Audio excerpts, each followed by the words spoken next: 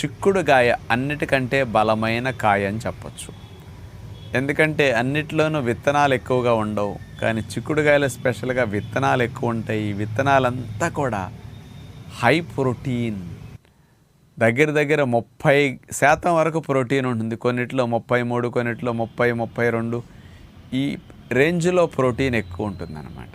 అందుకని ముఖ్యంగా కండపుష్టికి, దారుఢ్యానికి, రక్షణ వ్యవస్థకి చాలా లాభాన్ని ఇస్తాయి చిక్కుడుకాయలు. సుమారుగా 100 గ్రాములు చిక్కుడుకాయలు తీసుకుంటే 88 క్యాలరీలు, 90 క్యాలరీల శక్తి లభిస్తుంది అన్నమాట.